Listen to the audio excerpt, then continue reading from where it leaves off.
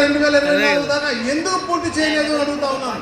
6,600 మేము చేశాము అంటున్నారు, కానీ పాస్బుక్ కూడా ఇచ్చింది 6,700 గ్రామాల్లో. అది కూడా అన్ని తక్కువ కడక వారికి కావాల్సినటువంటి. ఎందుకు అంటున్నాను అంటే రెవెన్యూలో ఇక్కడ 5-6 అంశాలు ఉన్నాయి. పాస్బుక్ ఒకటి అంశం అయితే 22A ఒక అంశం, రీసర్వే ఒక అంశం అయితే బౌండరీ రాళ్ళు ఒక అంశం, మరి ముఖ్యంగా టైటిలింగ్ యాక్ట్ అనేది మరి ఒక అంశం. ఈ రీసర్వేని వారు ఆయుధంగా వాడుకుని మీ యొక్క హక్కుని హరించే విధంగా ఈ టైటిలింగ్ యాక్ట్ని క్రియేట్ చేశారు.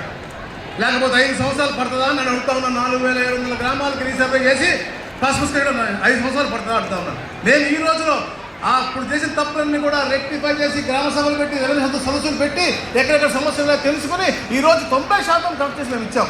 ఇంకా 100 బుక్కులు ఈ గ్రామంలో మిగిలినాయి అంటే అవి కూడా జాయింట్ ఎల్పిఎం అని చెప్పేసి వాళ్ళు చెప్పారు. ఎందుకంటే జాయింట్ ఎల్పిఎంకి మేము ఫ్రీగా కూడా సర్వీస్ ఇస్తా ఉన్నాం. అది మీకు అవగాహన లేక మీరు చేసుకోలేదు. ఈ రోజు కూడా చేసుకోవచ్చు. మీ గ్రామ సభ నాయకులు బ్రహ్మాండంగా ఎక్స్ప్లెయిన్ చేశారు ఎలా చేస్తా ఉన్నామో, అది కూడా తెలుసుకొని చేసుకోవాలని.